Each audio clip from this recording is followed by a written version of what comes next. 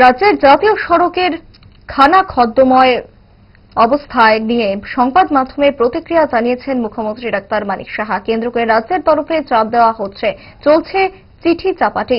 কি বলেছেন মুখ্যমন্ত্রী দেখুন। কালকে আমি সেক্রেটারি মহোদয়কে পাঠিয়েছিলাম, উনি নিজেও সেখানে গেছেন। তো আমি সমস্ত আপনাদের যে ফটোগুলো আছে সেই ফটোগুলো আমি নিজেও পাঠিয়েছি এবং সেই অনুযায়ী উনিও দেখলেন, দেখানোর পর উনি পাঠিয়েছেন।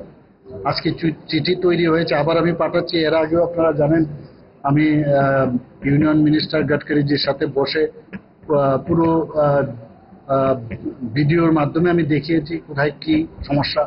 এইবার আবার যেহেতু এটা একদম আমি বলেছি যে বৃষ্টির সময় আরো সমস্যা হবে, তো ওনারা আবার আমি পাঠিয়েছি চিঠি এবং আমার আধিকারিক যিনি আমাদের সেক্রেটারি মহোদয় আছেন গীতিজি, ওনাকেও বলেছি আপনি কথা বলুন। তো আমরা প্রেশার দিচ্ছি, এটা তো আমাদের আন্ডারে পড়ে না, কিন্তু আমরা তো আমাদের ত্রিপুরাতে হচ্ছে, তো যেহেতু এটা MRTH এর উপর ডিপেন্ড করে, তো ওনাদেরকে বারবার আমরা বলছি। তো ওনারা তো সেখানে আজকে থেকে প্রায় 1 মাসের মতো হয়ে গেল। আমি দিল্লিতে গিয়েছিলাম, সেখানে ওনার সাথে কথা বলেছি। আমি জানতাম যে বৃষ্টির সময় আরো সমস্যা হবে। যাই হোক, উনার নজরে আছে এবং আমরাও সেই বিষয়ে দিল্লিকে আমরা জানি।